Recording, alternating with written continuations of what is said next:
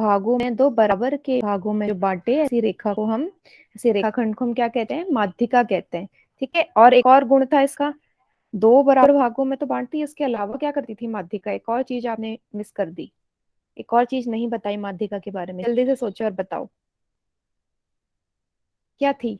ठीक है, दो बराबर हिस्सों में बांटती है, दूसरी चीज और क्या करती है? और किसी को भी एक और चीज को बराबर हिस्से में बांटती है। अब वो बराबर हिस्सा कौन सा है वो आपको बताना है, जल्द से सोचिए। और चैट सेक्शन में लिखेंगे दूसरा गुण क्या है माध्यिका का।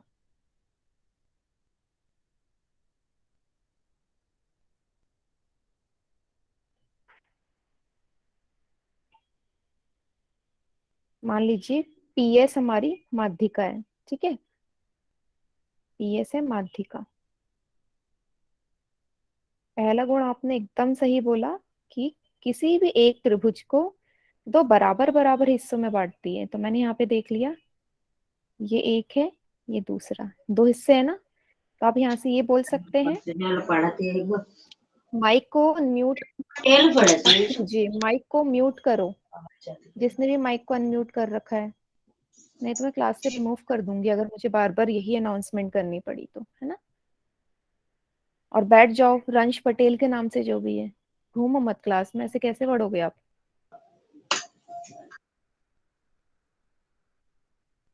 ठीक है, दो बराबर हिस्सों में, तो यहाँ से आप क्या बोल सकते हो कि ट्रायंगल पी क्यू एस बराबर होगा, एरिया भी लिख दो क्योंकि इनका क्षेत्रफल बराबर होता है, ट्रायंगल पी आर एस के, है ना। पी क्यू एस का जो एरिया है वो बराबर होगा पी आर एस के। दूसरा गुण क्या है? दूसरा गुण है कि भाई जो माध्यिका है जिस भी रेखा पे पड़ती है उस रेखा को भी दो बराबर हिस्सों में तोड़ती है ना। हाँ, नहीं 90 का कोण कहाँ बनाते हैं? 90 का कोण तो शीर्ष लंब होता है, 90 नहीं होता। ठीक है, शीर्ष लंब और माध्यिका दोनों में कंफ्यूज मत हो। तो यहाँ से क्या बोल सकते हो? क्यू एस बराबर होगा एस आर के, है ना। ये दो गुण थे हमारे माध्यिका के, याद आ गया सभी को? ठीक है, दोनों त्रिभुज को बराबर हिस्सों में बांटेगी, और माध्यिका जिस रेखा में पड़ेगी, जैसे पीएस माध्यिका क्यू आर रेखा पे पड़ रही है, क्यू आर रेखाखंड पे, या क्यू आर भुजा पे पड़ रही है, उस भुजा को भी दो बराबर हिस्सों में तो तोड़ रही है ना। ये तो पढ़ा था हमने। ठीक है, इतना सभी को समझ में आ गया? चलो, इसके बाद आप शीर्षलंब और इसमें बड़ा कंफ्यूज हो रहे हैं, तो एक बार मैं फिर से शीर्षलंब बता देती हूँ। शीर्षलंब क्या था, है ना, मुझे आंसर मिल जाने चाहिए। चलो बताओ जरा शीर्षलंब क्या होता है, तब तक मैं त्रिभुज बना लेती हूँ। शीर्षलंब को कैसे, एक बार और बताना है। ये है ना, माध्यिका क्या होती थी? क्लास ज्वाइन नहीं करी थी बेटा लास्ट में, ऋतिक के नाम से जो है, मैंने बहुत अच्छे से बताया था लास्ट क्लास में। तो माध्यिका क्या होते हैं? किसी भी शीर्ष से सामने वाली भुजा पे पड़ने वाली रेखा होती है। तो ये जो माध्यिका होती है क्या करती है ये, अब तुम्हें साफ दिख रहा है कि दो दो त्रिभुज हो गए, अब एक के दो त्रिभुज बन गए ना, तो इन दोनों त्रिभुज का जो क्षेत्रफल होगा वो बराबर हो जाएगा। और ये जो माध्यिका है सामने वाली रेखा पे पड़ रही है, जिस जिस सामने वाली साइड पे भुजा पे पड़ेगी उस भुजा को भी दो हिस्सों में बांटेगी। बस इतना है और कुछ नहीं है, उस भुजा को भी दो हिस्सों में बांट देगी। अगर जो लास्ट क्लास ज्वाइन नहीं करते बेटा, आपसे ये रिक्वेस्ट है कि आप पहले आ जाया करो, 5-10 मिनट पहले, ताकि मैं आपको और अच्छे से समझा दूं, क्योंकि अभी मैं सिर्फ रिवाइज करवा रही हूँ, है ना। या तो 5-10 मिनट पहले आ जाओ या फिर लास्ट में रुक जाया करो। ठीक है, चलिए। शीशलम पूछ रही थी मैं आपसे, चलो जल्दी से बता दो शीशलम क्या होता है। जल्दी से, मुझे सभी के आंसर दिखने चाहिए चैट सेक्शन में। शीशलम क्या होता है?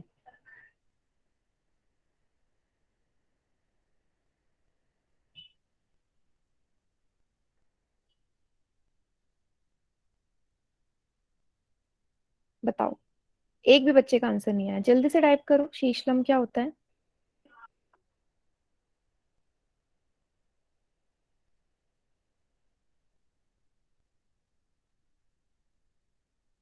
जल्दी से। पीएस तो शीशलंब है, मैंने ये नहीं पूछा कि शीशलंब कौन सा है।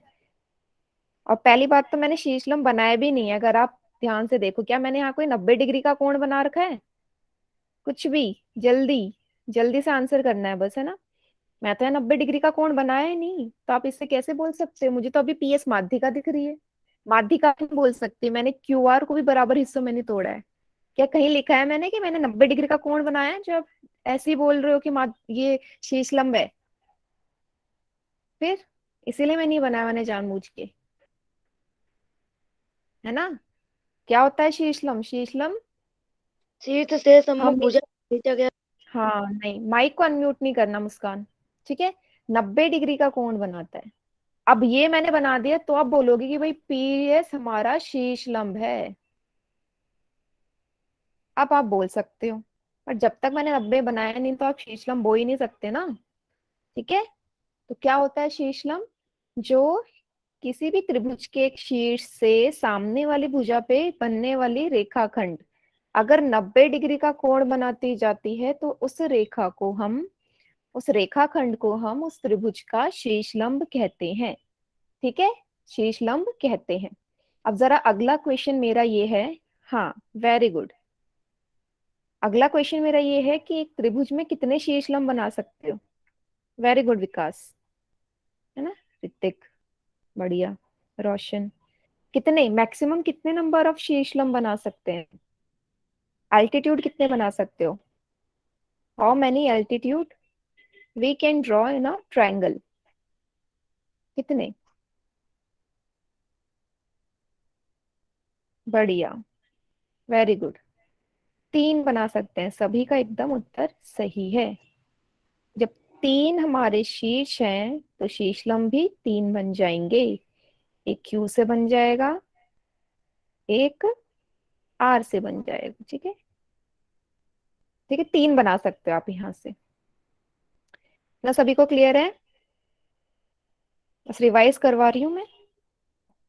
बेटा वॉइस तो आ रही होगी, मेरे ख्याल से नेटवर्क प्रॉब्लम होगी। वॉइस तो क्लियर है मेरे ख्याल से ना। वॉइस क्लियर है?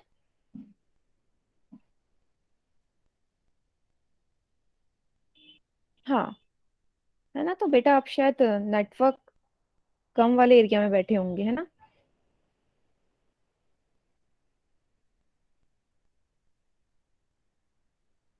चलिए आगे बढ़ते हैं। तीसरा जो टॉपिक हमने कवर किया था लास्ट क्लास में, जो हम पढ़ ही रहे थे, क्वेश्चन ही सॉल्व किया था उसका, किसका? हम एंगल सम प्रॉपर्टी देख रहे थे, है ना।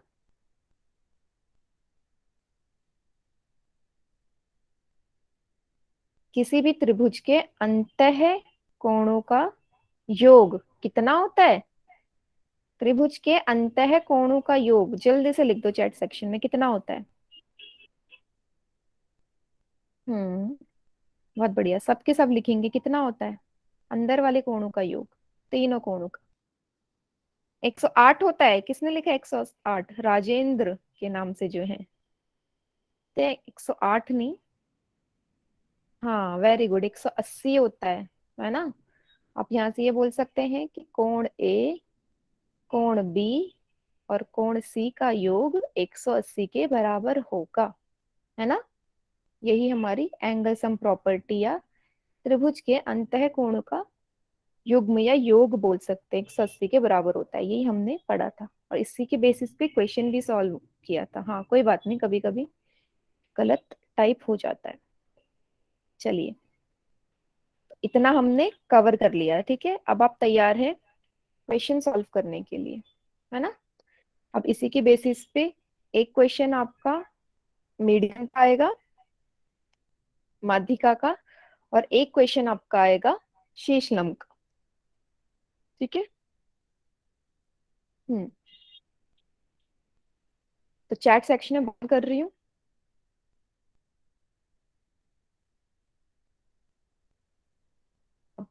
रिकॉल टेस्ट के नाम से है क्वेश्चन, बिल्कुल ध्यान से पढ़ना है क्योंकि इस टाइप का क्वेश्चन हमने मिलता जुलता किया हुआ था।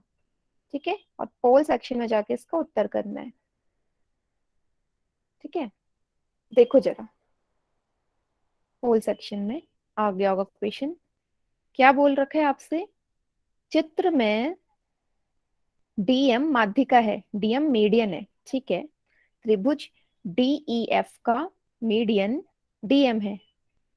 ईएम का मान आपको बता दिया, ईएम भुजा का मान 3 है, तो ईएफ का क्या होगा? इसी टाइप का क्वेश्चन मैंने आपको करवाया भी था माध्यिका का, सेम इसी तरीके का।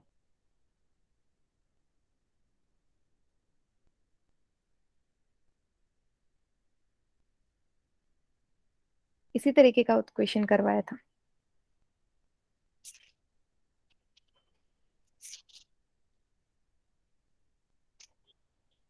सोचिए। ईएम का मान दे दिया, ईएफ टोटल का निकालना है, ठीक है, टोटल लाइन का, टोटल रेखाखंड का मान बताइए।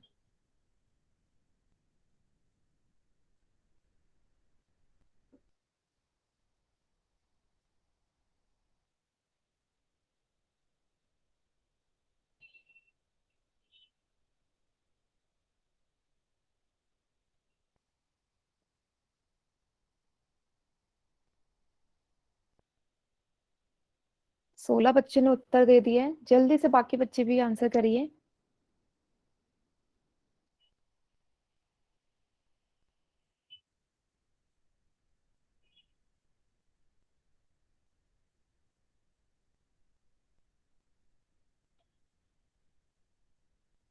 ईएम अगर 3 सेंटीमीटर है तो ईएफ कितना होगा? 6। मैंने ये नहीं बोला आपसे कि आपको माइक को अनम्यूट करके आंसर देना है। पोल सेक्शन में, पोल सेक्शन नहीं दिख रहा तो अभी चैट सेक्शन ऑन करूंगी तब देना है आपको आंसर।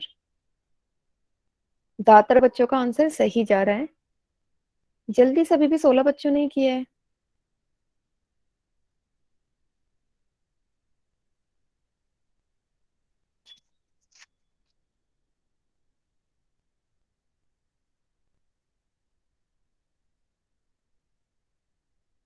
सेम क्वेश्चन जो लास्ट क्लास में मैंने करवाया था, वैसे ही है बिल्कुल। लास्ट के 5 सेकंड आपको दे रही हूँ, क्योंकि ये क्वेश्चन लिखने की जरूरत नहीं, देखते ही सॉल्व हो जाएगा। 5, 4, 3, 2, 1। ठीक है, पोल सेक्शन बंद कर देती हूँ और आप लोग आंसर करेंगे चैट सेक्शन में। कि जल्दी से अपना आंसर टाइप करिए चैट सेक्शन में, फिर डिस्कस करते हैं। हम्म। ठीक है। मतलब ज्यादातर बच्चों का सही है एकदम।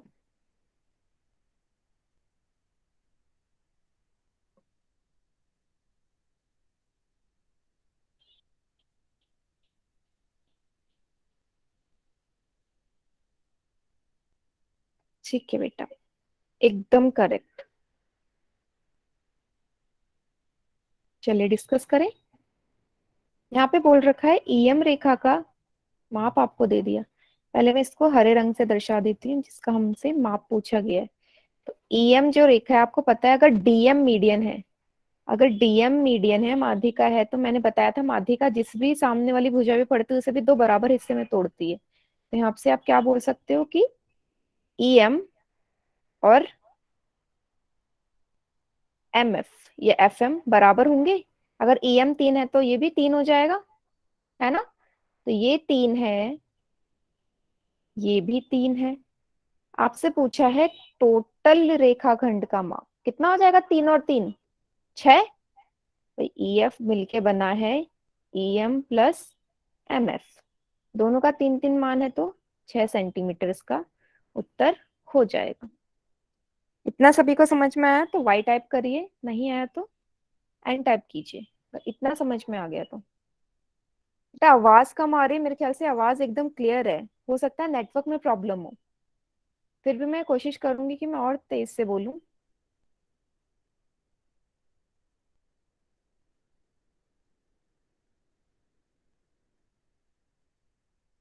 वॉल्यूम फुल है, फिर भी मैं ट्राई करती हूँ मैं और जोर से बोलूं।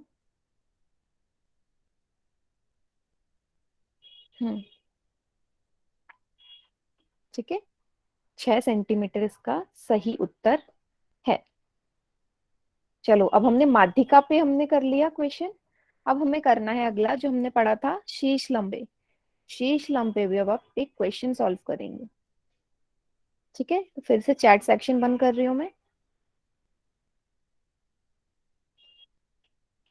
अगला क्वेश्चन है ये के सामने। चलिए, जरा पोल सेक्शन में जाके इसका उत्तर दीजिए। आपसे बोल रखा है एल्टीट्यूड का माप बताना है। पहले तो एल्टीट्यूड ढूंढो। एबीसी ट्रायंगल में एल्टीट्यूड कौन सा है, शीर्ष कौन सा है, फिर उसका मान कितना है, वो सामने दे रखा है। बस ऑप्शन में बताना है एबीसीडी में से क्या है।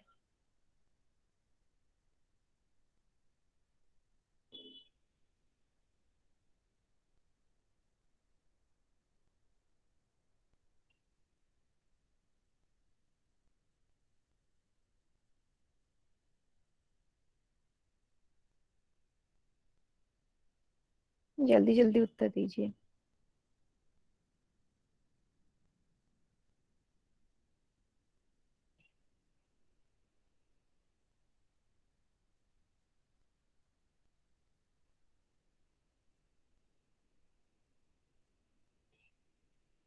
हाँ बेटा, जो भी डाउट होगा अभी चैट सेक्शन ऑन करती हूँ।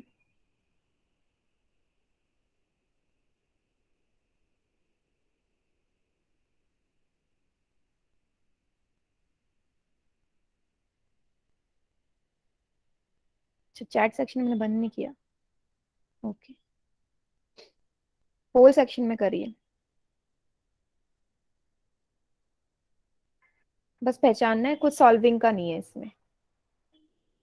15 बच्चों ने उत्तर दे दिया। जल्दी से बेटा, इसमें तो कुछ सॉल्व भी नहीं करना, बस पहचानना है शीशलम कौन सा, उसकी वैल्यू लिखनी है।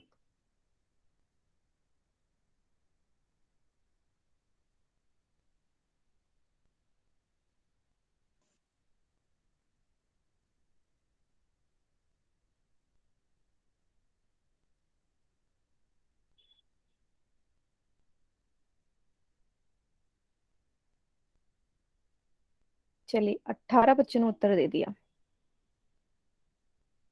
हम्म ठीक है, 20 बच्चों ने उत्तर दे दिया। जल्दी जल्दी से पॉल्स में उत्तर देंगे तो आपके लिए एकदम सही रहेगा।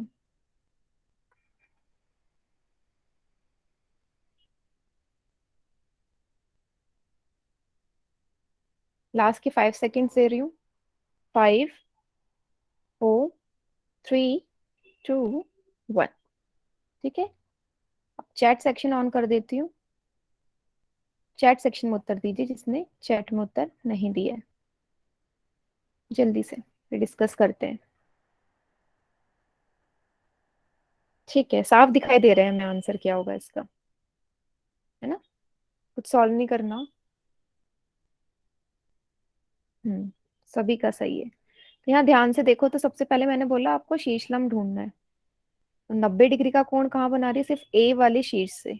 ये है ए एम, मेरा शीर्षलंब है। अब इस ए एम की वैल्यू साफ दिखाई दे रही है, गिवन है। कितना है? 9 सेंटीमीटर। कुछ भी सॉल्व नहीं करना था, 20 का करेक्ट आंसर है ना? कुछ ही सॉल्व नहीं करना था, 20 का करेक्ट आंसर हो गया। बेटा, राजेंद्र के नाम से जो है बेटा, मैंने वॉइस यहाँ से फुल कर दी है, हर चीज देख ली है। बाकी बच्चे को तो आ रही है आवाज। मैं यही बोल रही हूँ कि हो सकता है कुछ प्रॉब्लम होगी आपके डिवाइस में, क्योंकि और किसी बच्चे ने नहीं लिखा कि आवाज कम आ रही है। बाकी बच्चों को क्या क्लियर आ रही है मेरी वॉइस, या कम आ रही है? चैट सेक्शन में लिखिए जरा, क्लियर है ना?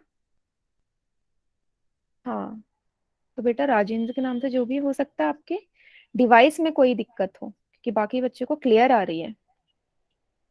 ठीक है, चलिए, ये हो गए हमारे सारे रिकॉल वाले क्वेश्चंस जो हमने प्रीवियस क्लास में पढ़े थे।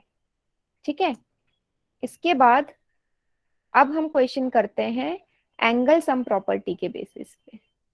ठीक है, तो एक क्वेश्चन आ रहा है अब एंगल सम प्रॉपर्टी का। तो फिर से मैं चैट सेक्शन बंद कर देती हूँ।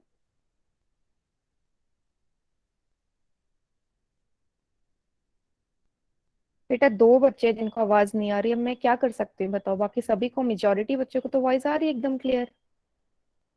चलिए क्वेश्चन पढ़िए।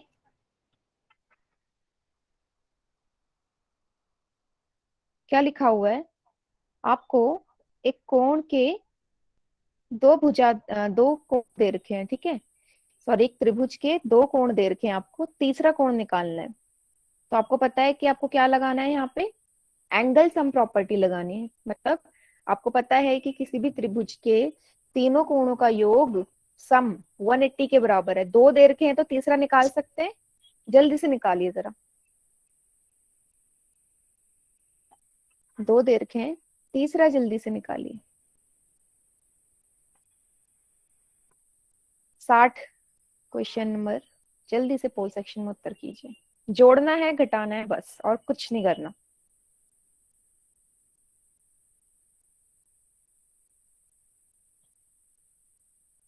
बढ़िया।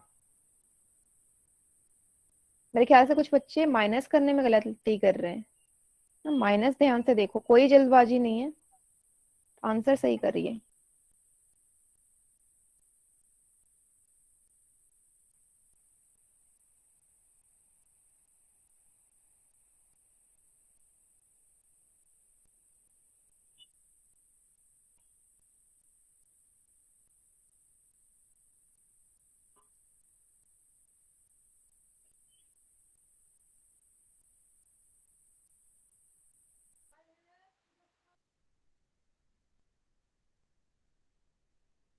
सत्रह बच्चों ने कर दिया उत्तर। बाकी बच्चे जल्दी जल्दी। जोड़ना है और घटाना है 180 में से, बस।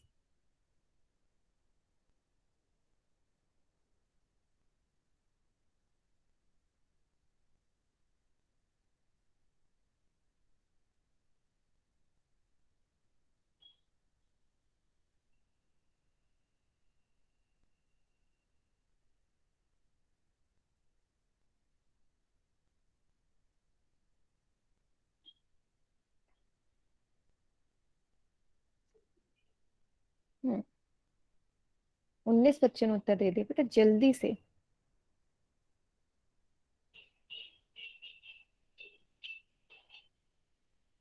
5 सेकंड लास्ट के। 5, 4, 3, 2, 1। अब आप चैट सेक्शन में जाके इसका उत्तर करेंगे, ठीक है? जल्दी से चैट सेक्शन में लिखिए इसका आंसर। तब तक मैं आपको और अच्छे से समझाने के लिए इसका एक डायग्राम बना देती हूँ आपके साथ। ऐसे समझेंगे तो और अच्छे से समझ में आएगा, क्योंकि इसमें आपको आकृति नहीं दे रखी है। तो जब भी इस तरीके के प्रश्न आए तो आप बना सकते हैं, बनाना चाहिए भी।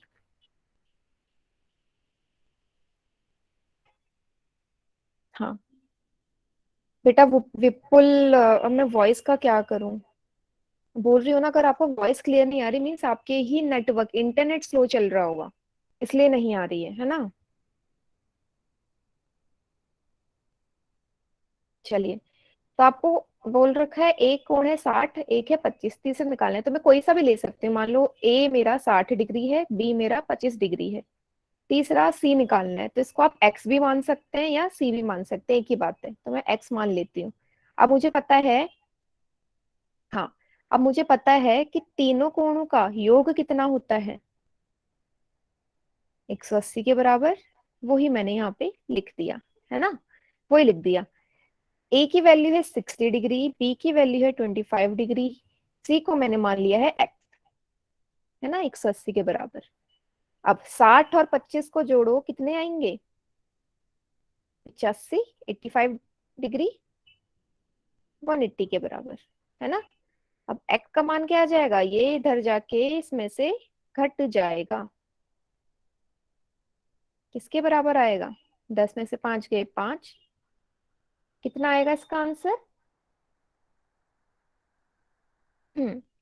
17 में से 8 जाएंगे, क्या आएगा?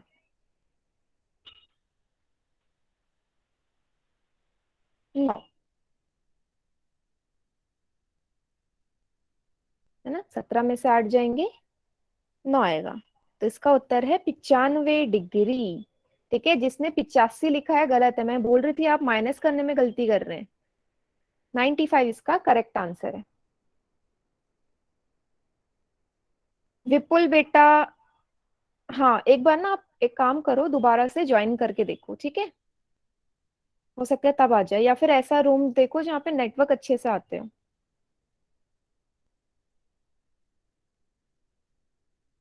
ठीक है, समझ में आया सभी को ये 95 डिग्री कैसे आया? जिसका 85 आ रहा होगा ना, उसने बस इतनी सी गलती करी कि उसने माइनस गलत कर दिया होगा एंड में। आगे सबको समझ? तो वाई लिखिए, नहीं आए तो एन लिखिए। ठीक है, कुछ नहीं करना था, मैंने जैसे आपको बताया कि आपको जोड़ना है और घटाना है, सिंपल सा। जिसको जो भी डाउट है वो चैट सेक्शन में लिखिए।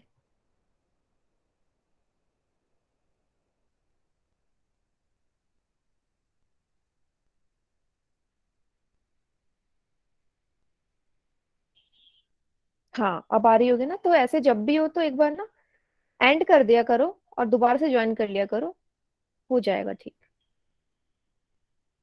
ठीक है, ये हो गया हमारा टॉपिक खत्म यहाँ पे। अब हम पढ़ते हैं त्रिभुज का बाह्य कोण गुण, exterior angle property of triangle. ठीक है, ये है हमारा नया टॉपिक। अब हम बात करेंगे, अभी तक हमने अंतः कोणों का योग देखा कि 180 के बराबर है। अब हम बात करते हैं बाहर का कोण का, हम कैसे निकाल सकते हैं बाहर का कोण, हमारा क्या गुण हमें देता है। ठीक है, किसी भी त्रिभुज का। तो क्या लिखा हुआ है यहाँ पे? क्या लिखा हुआ है? किसी त्रिभुज का बाह्य कोण अपने दोनों सम्मुख अंतः कोण के योग के बराबर होता है। इसे देख के मुझे कुछ समझ में नहीं आ रहा, तो मैं क्या कर लेती हूँ, डायग्राम आपके सामने दे रखा है, इसको ध्यान से देखो। आपके सामने पी क्यू आर एक त्रिभुज दे रखा है ना। और अगर आप पी क्यू आर त्रिभुज को देखिए, अगर मैं इसमें बोलूं कि अंतः कोण कौन से हैं, अंदर वाले कोण कौन से हैं, तो आप ये बोलेंगे ये है ए बी, और ये त्रिभुज के अंदर वाले कोण। ठीक है, ये कोण है, कोण ए, कोण बी, और इसको आप आर मान लो, या इसको सी भी नाम दे सकते हो, सी मान लेते हैं। ये हमारे त्रिभुज के अंतः कोण है, अंदर के कोण है। लेकिन हम बात कर रहे हैं बाहर वाले कोण की, बाह्य कोण की। अगर आप त्रिभुज के बाहर वाले हिस्से को देखो, ये कोण, ये एक्स जो है, क्या ये त्रिभुज के बाहर वाला कोण है? हाँ बिल्कुल है, ये त्रिभुज के अंदर आ ही नहीं रहा। तो हम बात कर रहे हैं त्रिभुज के बाहर वाले कोण की। ठीक है, तो पहचान लिया आपने, एक्स हमारा त्रिभुज का बाह्य कोण है। ठीक है, बाह्य कोण है। ठीक है, अब बाह्य कोण है तो क्या कहता है? बाह्य कोण है तो ये कहता है कि जो बाह्य कोण है वो त्रिभुज के अंदर वाले दो कोणों के योग के बराबर है। पर कौन से दो? यहाँ तो तीन कोण है, कौन से दो? तो इस बाहर वाले कोण के विपरीत, अपोजिट, इसके साथ वाला कोण नहीं, एक्स के साथ वाला कोण अगर आप यहाँ ध्यान से देखिए, ये है एक्स, इसी की रेखा में एक और कोण दिख रहा है, ये वाला जिसको मैंने सी माना था।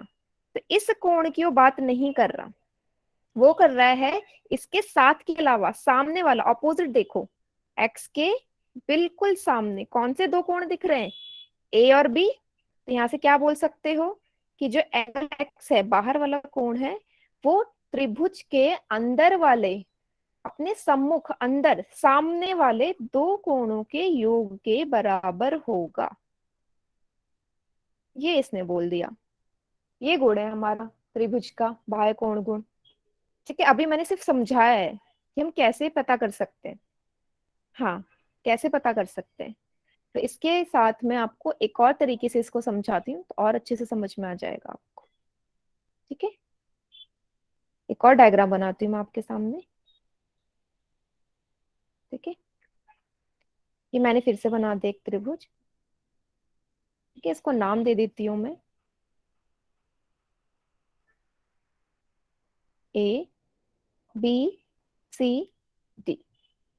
ठीक है, इन अंदर के कोणों को भी और ये बाहर का कोण, इनको भी मैं नाम दे देती हूँ। मान लो ये है ए, ये है बी, ये है सी, ये वाला है वाई। ठीक है, बाहर वाला। आप जरा चैट सेक्शन में लिख दो, इसमें आपको बाहर वाला कोण कौन सा नजर आ रहा है, त्रिभुज का बाह्य कोण कौन सा है, उसका नाम लिखो जल्दी से चैट सेक्शन में। त्रिभुज का बाह्य कोण कौन सा है? हाँ, बहुत बढ़िया, है ना, वाई है बाह्य कोण।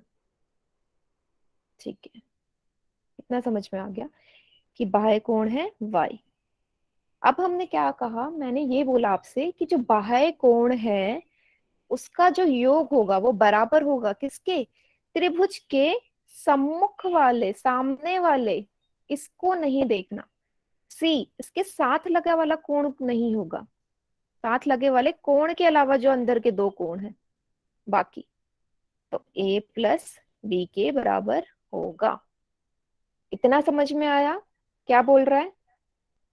इसी डायग्राम को मैं थोड़ा सा चेंज कर दूंगी, पहले इतना बताओ मुझे, इतना समझ में आया?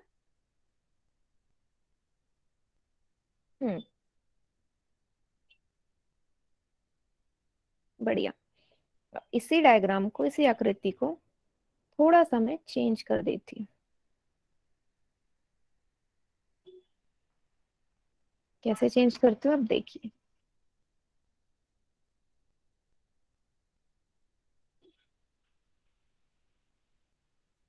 क्या कर दिया अब मैंने, यहाँ कर दिया, इससे आगे बढ़ा दिया मैंने, ठीक है, इस रेखा को।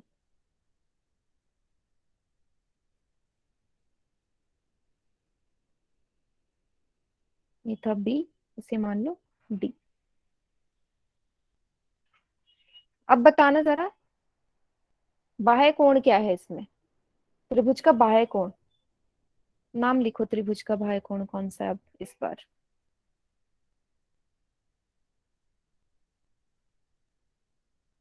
जेड, है ना, बढ़िया। अब क्या कोई मुझे ये बता सकता है कि जो ये वाला बाह्य कोण है ये त्रिभुज के अंदर के कौन से दो कोणों के योग के बराबर होगा? कोई बता सकता है कि यहाँ पे जो बाह्य कोण है जेड, वो कौन कौन से दो कोणों के युग्म के बराबर, योग के बराबर होगा? जल्दी से लिखिए, कौन कौन से दो कोण? चलिए, उत्तर सही जा रहे हैं आपके, बाह्य कोण, ठीक है, वेरी गुड, सभी का करेक्ट एकदम, है ना। तो मैंने आपसे जैसे कि बोला यहाँ पे कि ये वाला अगर बाह्य है तो मुझे इसके साथ वाले कोण को नहीं देखना भाई, बी नहीं होगा। बी के अलावा कौन से दो कोण बच गए? ए और सी। तो एंगल जेड, कोण जेड किसके बराबर होगा? कोण ए जमा कोण सी के बराबर होगा। इतना सभी को समझ में आया? बहुत इजी है कि इसी तरीके से मैं ए का भी एक्सटीरियर बना सकती थी, इसको भी मैं आगे बना सकती थी, तीनों को आगे बढ़ा सकती हूँ चाहूँ तो, है ना, तीनों को ही बढ़ा सकती हूँ। तीन हमारे बाहर के कोण बन सकते हैं इस वाले में, एक्सटीरियर एंगल प्रॉपर्टी के हिसाब से, है ना। ठीक है, चलिए, इतना सभी को समझ में आ गया। वैसे इसने देखो, इस वाले के लिए बता रखा है, पी वाले के लिए, कि अगर बाहर वाला वाई है तो किसके बराबर होगा? बी और सी के बराबर। ये वाला यहाँ पे नहीं लेंगे, वही मैंने आपको एक्सप्लेन करा है ना। वैसे इसने, ये मैंने आपको जेड वाला जो दिखाया था वो इसने इस वाले के लिए शो कर दिया। इतना सभी को समझ में आ गया तो आप क्वेश्चन करने के लिए एकदम तैयार है ना। चलिए, तो अब चैट सेक्शन में बंद कर रही हूँ, आपको उत्तर देना है पोल सेक्शन में जाके, ठीक है। पोल सेक्शन के क्वेश्चन को ध्यान से देखना है आपने। क्वेश्चन 55, ठीक है। एक्स का मान ज्ञात करना है आपने। एक्स हमारा बाह्य कोण है, तो एक्स का मान किसके बराबर होगा? जल्दी से उत्तर कीजिए पोल सेक्शन में, क्वेश्चन 55 के नंबर से आ रहा होगा।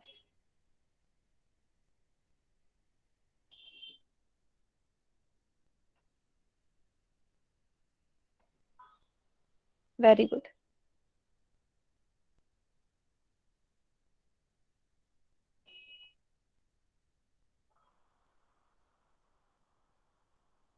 हम्म, 8 बच्चों ने उत्तर दे दिया,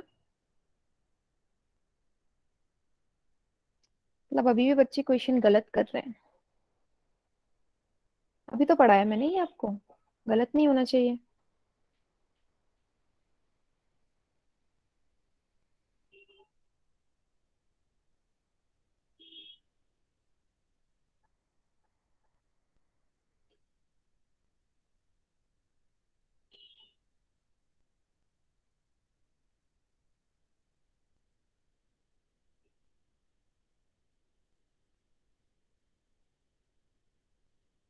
चलिए, लास्ट की 5 सेकंड दे रही हूँ क्योंकि इसमें भी ज्यादा कुछ सॉल्व नहीं करना, आपने सिर्फ ऐड करना है।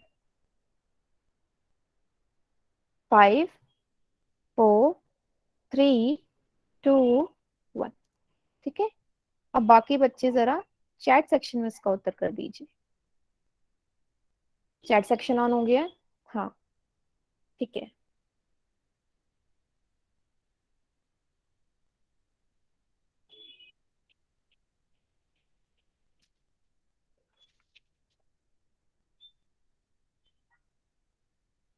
वेरी गुड विपल, ना आपने सही लिखा है एकदम।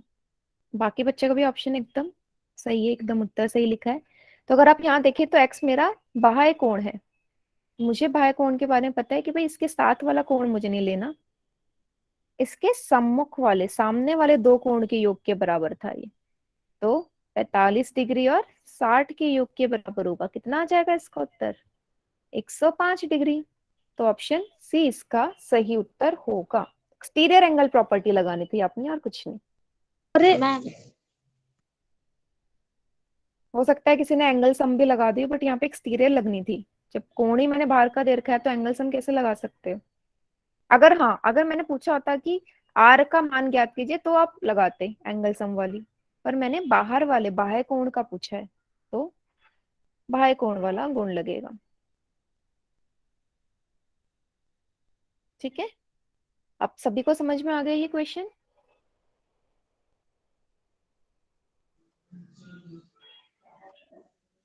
हम्म,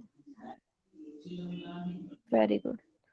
जिसका भी मैं माइक ऑन है एग्जाम बेटा पढ़ने माइक जाना म्यूट कर हूँ। लो।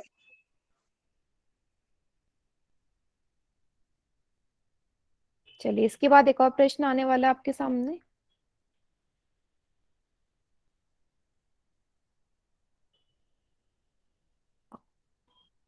इस वाले एक्स का मान ज्ञात करना है आपने। क्वेश्चन नंबर 56 के नंबर से आपके पास होल सेक्शन में आ रहा होगा। कीजिए उत्तर इसका। इस बार इस वाले एक्स का वैल्यू निकालने है। तो इस बार पिछले वाले जो क्वेश्चन में जिसका गलत था, इस बार सही होना चाहिए सभी का, है ना, क्योंकि इसमें भी वही करना है जो हमने पहले वाले प्रश्न में किया है।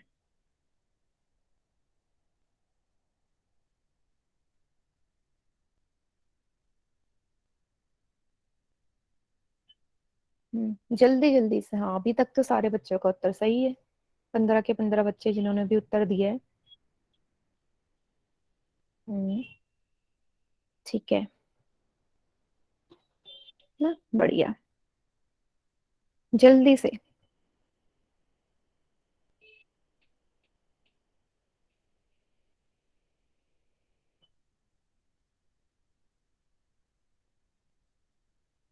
हम्म, जल्दी से। हाँ, 22 बच्चों ने दे दिया उत्तर। ठीक है, इसमें ज्यादा टाइम देने की जरूरत नहीं है, तो लास्ट के 5 सेकेंड आपके पास। 5 4 3 2 1। ठीक है, अब आप लोग उत्तर दे दीजिए जरा चैट सेक्शन में। चैट सेक्शन में इसका उत्तर टाइप कर दीजिए। बढ़िया।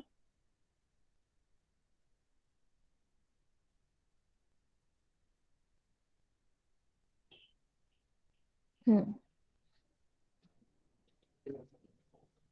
बढ़िया बेटा, एकदम बढ़िया। तो एक्स यहाँ पे बाह्य कोण है। अब इसके साथ वाले को नहीं लेके सामने वाले देखने। 100 डिग्री और 40 डिग्री के योग के बराबर होगा ये। 100 डिग्री प्लस 40 डिग्री, कितना आ जाएगा उत्तर? 140 डिग्री कोण एक्स का मान आ जाएगा यहाँ से। ठीक है। सभी को क्लियर है ये वाला क्वेश्चन?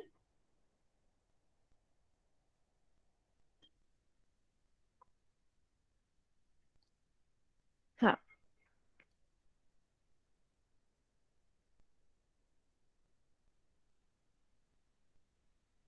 बढ़िया।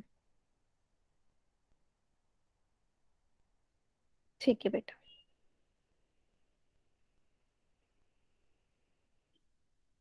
तो ये हम पढ़ चुके हैं अंतः कोण का योग गुण और बाह्य कोण गुण। दोनों हमने पढ़ ली और दोनों सभी को समझ में भी आ गए। तो अगला जो हमारा आता है टॉपिक वो आता है पाइथागोरस प्रमेय, पाइथागोरस थ्योरम।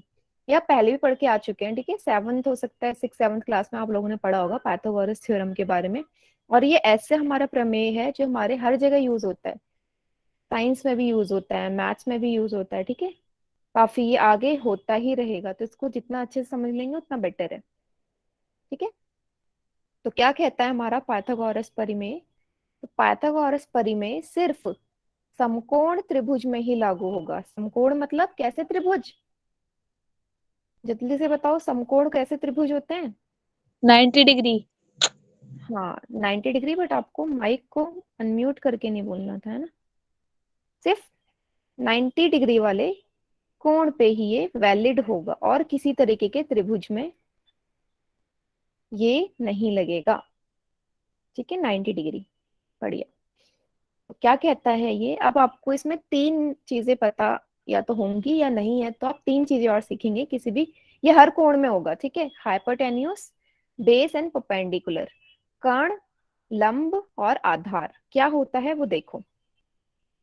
तो जैसे कि आपके सामने देख रहे हो, एबीसी एक त्रिभुज बना हुआ है 90 डिग्री वाला, ठीक है, समकोण त्रिभुज दे रखा है एबीसी।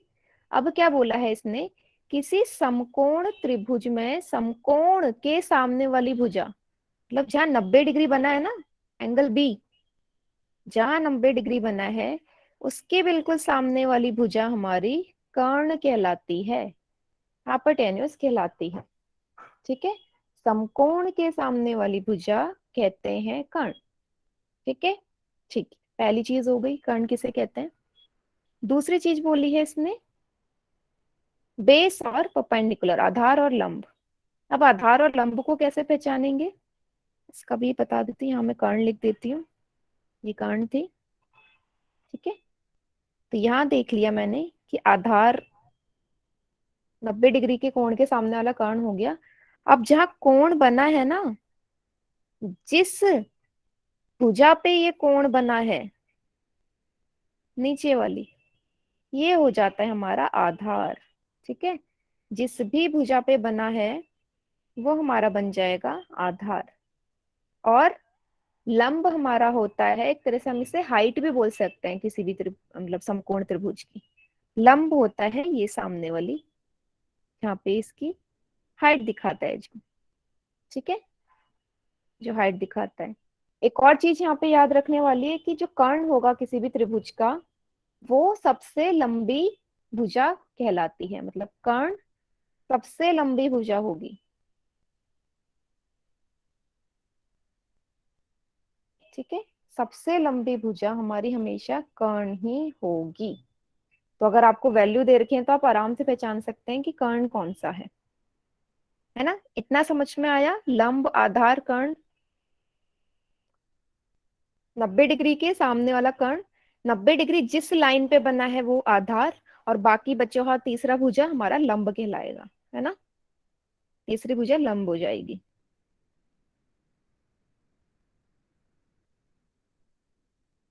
हम्म, ठीक है।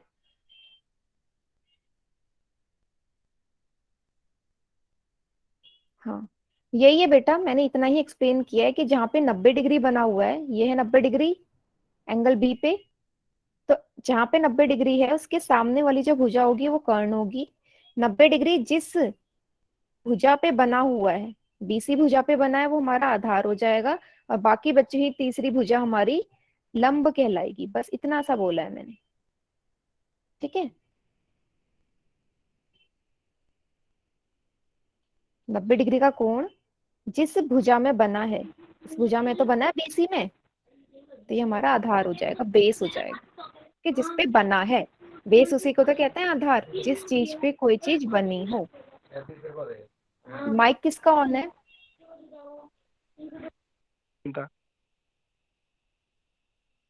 इतना समझ में आ गया? चलिए, अब क्या कहता है पाइथागोरस परिमेय? पाइथागोरस परिमेय कहता है कि किसी समकोण त्रिभुज में कर्ण का वर्ग अन्य दो भुजाओं, कौन सी दो भुजा बची, आधार और लंब, के वर्ग के योग के बराबर होता है। वर्ग के योग के बराबर होता है। ठीक है, कहने का क्या मतलब है?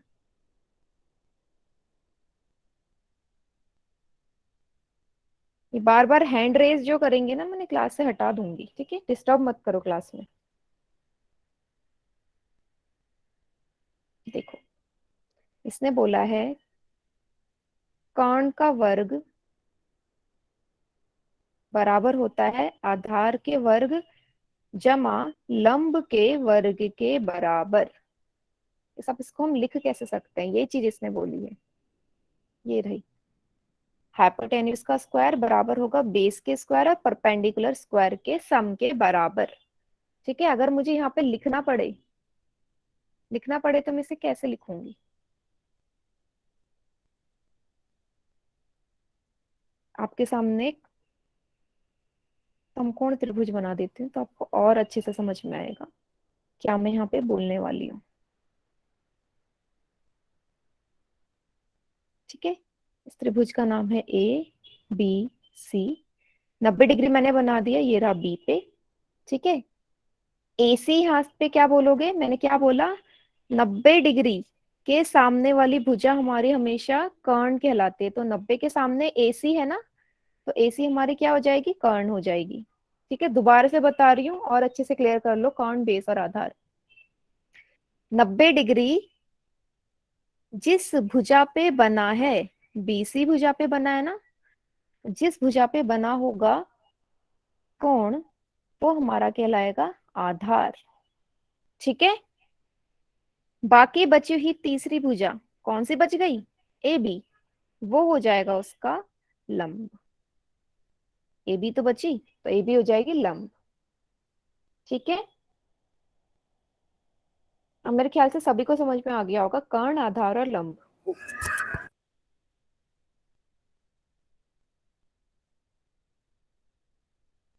हम्म। ठीक है, अब पाइथागोरस परिमेय में यहाँ पे इस त्रिभुज ABC में अप्लाई करके दिखाती हूँ।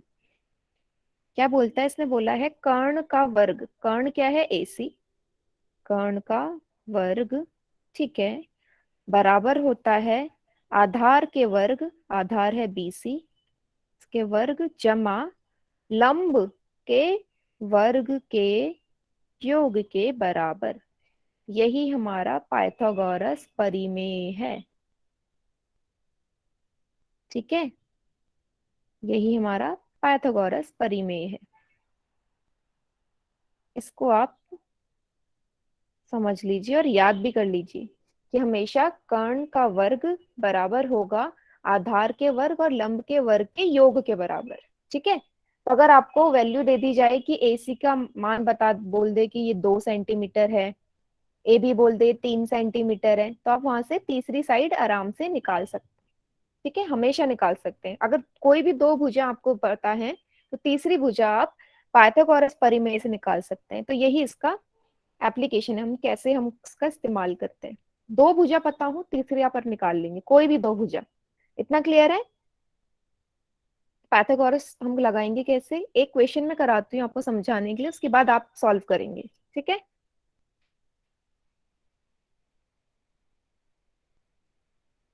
हम्म,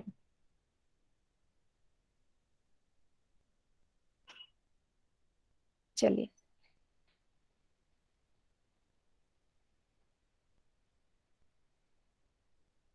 चलो इसी को कर लेते हैं, इसी क्वेश्चन को सॉल्व कर लेते हैं। मैंने आपसे पूछा BC की वैल्यू क्या होगी। AB दे रखी है, AB आपको दे दी मान लो 3 सेंटीमीटर, AC आपको दे दी 2 सेंटीमीटर, BC आपको निकालनी है। तो कैसे निकालेंगे? बस पाइथागोरस फॉर्मूले में परिमेय में पुट कर दो। AC कितना है? 2, 2 का वर्ग स्क्वायर, BC आपने निकालना है। AB आपको दे रखा है 3 सेंटीमीटर। दो को दो बार मल्टीप्लाई करेंगे, दो को दो बार गुणा करना है ना, जिसके ऊपर जितनी उसका घात होती है उसको उतनी बार हम मल्टीप्लाई करते हैं। तो 2 × 2 4, BC स्क्वायर। 3 × 3 9, है ना? 3 × 3 9 हो गया। आगे क्या करेंगे? जो BC स्क्वायर है इसको जरा मैं ऊपर लिख देती हूँ, है ना,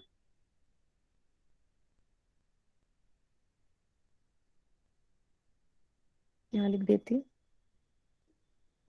बीसी स्क्वायर की वैल्यू आपने निकालनी है। तो बाकी बच्चे जरा जब तक मैं रब कर रही हूँ सॉल्व करके देखिए जरा हो रहा है या नहीं हो रहा आप लोगों से। 4 बराबर है बीसी स्क्वायर प्लस 9 के बराबर।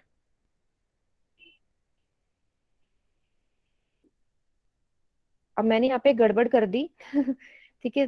जरा यहाँ पे मैंने ध्यान नहीं दिया, हमेशा जो लंब होता है ना वो छोटा होता है, और मैंने क्या बताया था कर्ण हमेशा सबसे बड़ी साइड होती है, तो इसे 3 मान लो, इसे 2 मान लो, ये मैंने ध्यान नहीं दिया। ठीक है, कर्ण है 3 तो कर्ण की जगह 3 ले लो, की जगह 2, जो कि मैंने आपको बताया था कि कर्ण हमेशा सबसे बड़ी वाली भुजा होती है। तो आप क्या कर लीजिए, एसी की जगह 3 लिख लो और ए बी की जगह 2 लिख लो। ठीक है, ये 9 हो गया, यहाँ आ गया 4।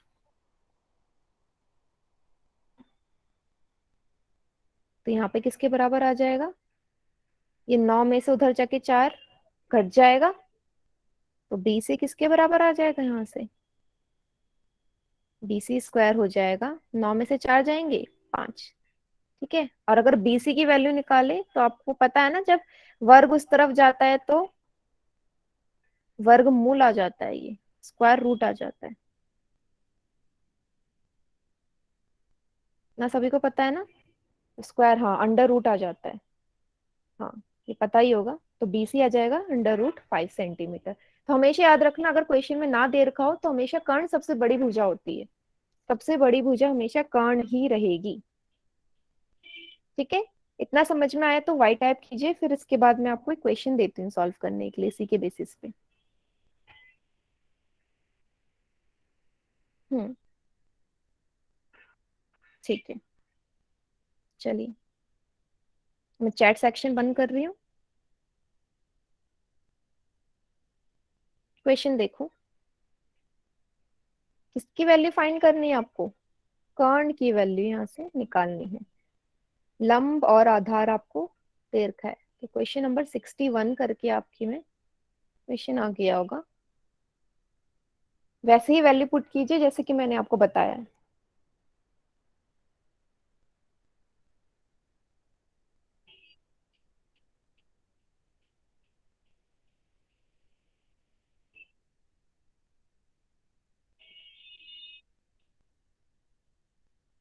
भुजा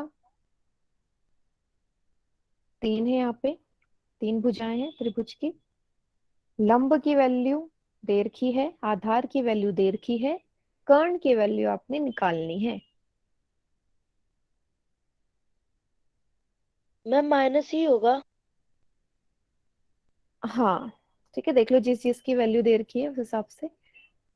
मैं ना आपके कन्वीनियंस के लिए यहाँ पे ए बी से लिख देती हूँ, तो आप ढंग से पाइथागोरस प्रमेय लगा पाएंगे। जहाँ नहीं दिया हो ना अपने हिसाब से कुछ भी लिख लिया करो, पी क्यू आर कुछ भी लिख सकते हो।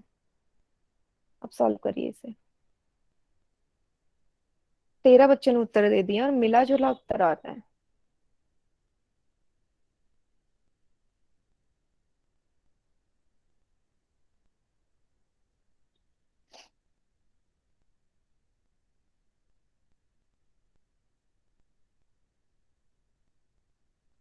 ज्यादा बच्चों ने उत्तर दिया है, बाकी बच्चे भी जल्दी से उत्तर दीजिए,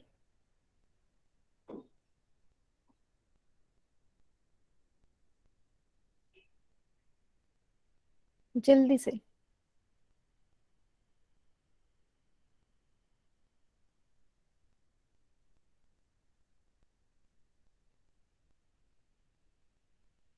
तो 17 बच्चों ने उत्तर दे दिया, तो इतनी हार्ड कोई कैलकुलेशन है नहीं इसकी। हाँ, ये हो सकता है कि लास्ट में आप उत्तर ना दे पाए, हो सकता है किसी बच्चे को आता ना हो वर्ग मूल निकालना। तो इसके लिए मैं आप लोगों को बोलना चाहूंगी कि जितना हो सके कम से कम 20 तक का वर्गमूल और 20 तक वर्ग, स्क्वायर भी याद रखिए, स्क्वायर रूट भी आपको 20 तक याद रखने हैं ना। जैसे 5 का वर्ग होता है हमारा 25, 6 का 36, ऐसे करके 20 तक आपको याद रखना है ना। 12 का 144। तो क्या होगा, इससे कुछ नहीं होता, आपकी जो टाइमिंग बचेगी, अगर याद होगा तो 1 सेकंड में आप वहां पे लिख देंगे, नहीं तो आपको निकालना पड़ेगा एलसीएम करके,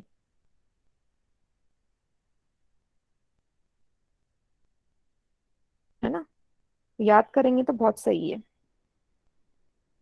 चलो मैं होमवर्क भी दे देती हूँ ये आपको। फिलहाल 10 तक याद करेंगे आप लोग। 10 तक वर्ग, 1 से लेके 10 तक वर्ग, और 1 से लेके 10 तक वर्गमूल भी आप याद करेंगे। अगली क्लास में आपसे पूछूंगी।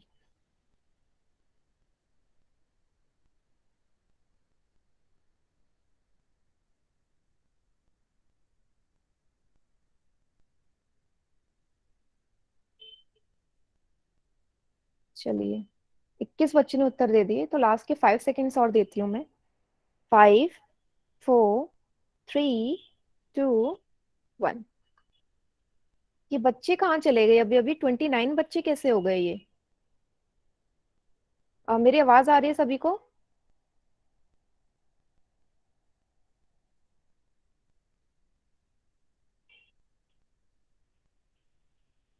मेरी आवाज आ रही है सभी को बेटा? जरा चैट सेक्शन में लिखना, तो मेरी आवाज आ रही है क्या? तो ये बच्चे एकदम से 10 बच्चे कहाँ गायब हो गए ये? अभी तक 38 39 बच्चे थे।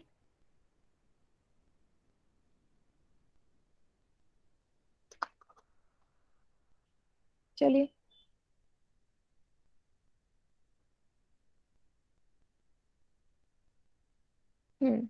ठीक है। ज्यादातर बच्चों का सही जा रहा है ना, बी ऑप्शन लिख रहे हैं सब। चलिए, तो करते हैं इसे जरा सॉल्व। क्या होता है पाइथागोरस परिमेय में? पाइथागोरस परिमेय कहता है कि कर्ण का वर्ग, कर्ण है AC, बराबर होगा लंब के वर्ग और आधार के वर्ग के योग के बराबर। अब AC को आपको निकालना है। AB की वैल्यू कितनी देर की है? 3। BC की वैल्यू कितनी देर की है? 4। 3 को 2 बार गुणा करेंगे 9 आएगा, इसलिए मैं बोल रही हूँ आपको 1 से लेके 10 तक फिलहाल याद कर लो। 4 का होता है हमारा 16। 9 और 16 कितने हो जाएंगे? 25। अब ये वर्ग उस तरफ जाके वर्गमूल के फॉर्म में आ जाएगा 25। और आपको पता है 25 को आप क्या लिख सकते हैं? 5 × 5। 5 को 2 बार मल्टीप्लाई करते हैं, गुणा करते हैं, तभी तो 25 आता है। और आपको पता है जब भी वर्गमूल में होता है तो दो में से एक बाहर आ जाता है, तो 5 अगर यहाँ दो है तो एक बाहर आ जाएगा। 5 सेंटीमीटर इसका उत्तर हो जाएगा। अगर आपको टेबल याद होती है आप तुरंत आंसर कर दीजिए देते। 3 का स्क्वायर आपको पता होता है 9, 4 का 16, 5 का 25। ठीक है, तो 25 का वर्गमूल क्या होगा? बिल्कुल उसका उल्टा, 5। 5 का वर्ग 25, 25 का वर्गमूल 5। ठीक है, तो अगर एक टेबल भी याद करेंगे तो वर्गमूल और वर्ग आपस में ही रिलेटेड है। 1 से लेके 10 तक याद करेंगे सबके सब। इतना क्लियर है सभी को? कैसा है इसका उत्तर? 5। सभी को क्लियर है? हम्म।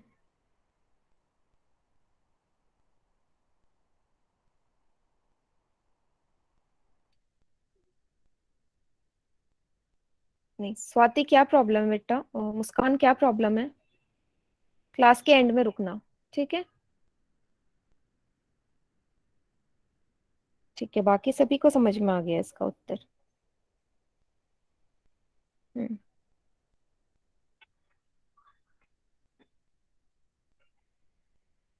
चलिए जरा एक और क्वेश्चन करिए इसी के बेसिस पे, एक और करेंगे तो और अच्छे से समझ में आ जाएगा।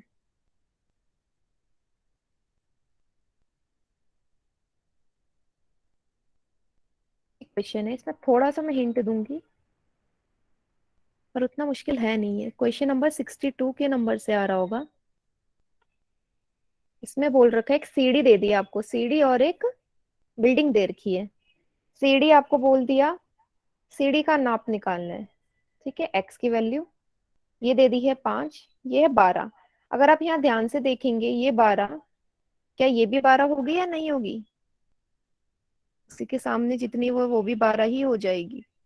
तो ये भी एक त्रिभुज बन गया यहाँ से, है ना? तो इसको देख के आप यहाँ पे पाइथागोरस परिमेय लगा सकते हैं। ठीक है, त्रिभुज बन गया ये, समकोण त्रिभुज। ठीक है, सीधा है इसलिए 90 डिग्री लिखना भी जरूरी नहीं था यहाँ। 90 ही है।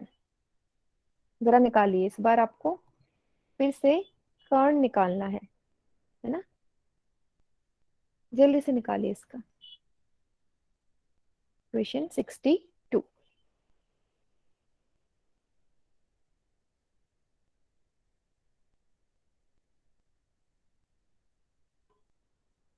अभी क्या करेंगे आप? 12 × 12 कर रहे होंगे। अगर टेबल याद होती तो एकदम से लिखते कि 12 को अगर मैं 2 बार गुणा करूंगी, 12 का वर्ग हमारा कितना होता है।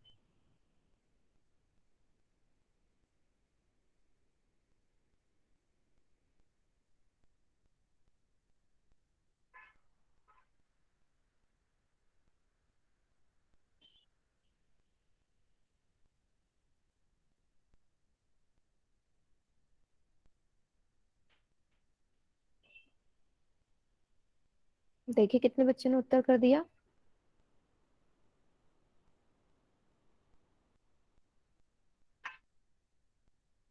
9 ही बच्चे ने उत्तर किया। बेटा जल्दी जल्दी करो, फिर होमवर्क भी दूंगी मैं आज का।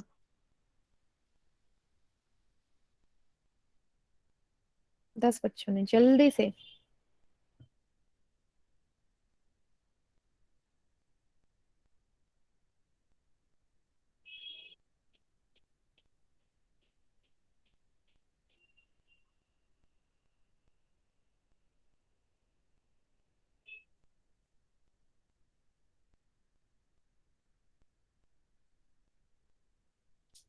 हम्म।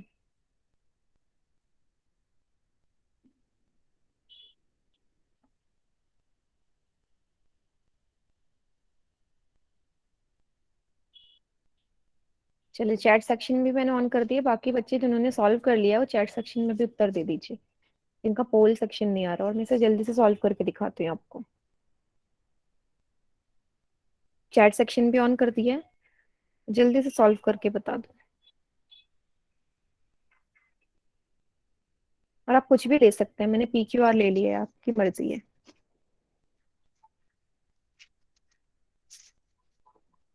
हम्म। ठीक है।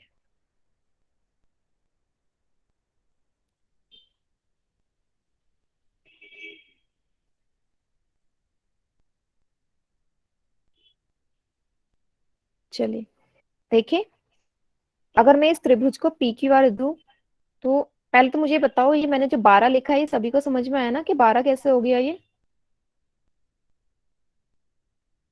क्योंकि इसी के सामने वाली, बिल्कुल इसी के सामने वाली, ये 12 है तो ये भी तो 12 हो गए ना आपस में, इसलिए मैंने 12 ले लिया। तो क्या कहता है हमारा पाइथागोरस परिमेय, कि जो कर्ण होगा, कर्ण का वर्ग, कर्ण है यहाँ पे PR, बराबर होगा लंब के वर्ग, और RQ हो जाएगा आधार के वर्ग के बराबर। PR है x का स्क्वायर लिख सकते हैं, PQ है 12, RQ है 5। अब मुझे याद है कि भाई 12 तो 144 होता है, 5 25 होता है, दोनों को जोड़ेंगे 159 पड़ेगा, 169 पड़ेगा। फिर से इसका वर्गमूल हो जाएगा। अब मुझे पता है 169 तो 13 का होता है, जो मुझे याद था। मुझे देखो ये क्वेश्चन सॉल्व करने में बिल्कुल टाइम नहीं लगा, क्योंकि मुझे वैल्यूज याद थी। मेरा टाइम वेस्ट नहीं हुआ 12 को 2 बार मल्टीप्लाई करने में, है ना? 13 सेंटीमीटर का उत्तर हो गया। सभी को समझ में आ गया ये वाला क्वेश्चन कैसे होगा?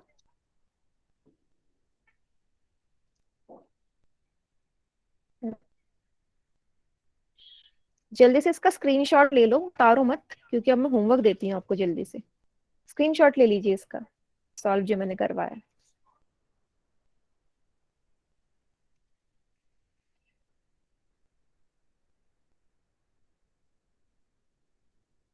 13 is the correct answer.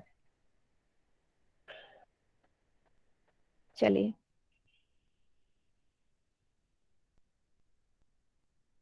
Homework देख लीजिए। तो लास्ट क्लास में हमने 4.1 देखी थी ना?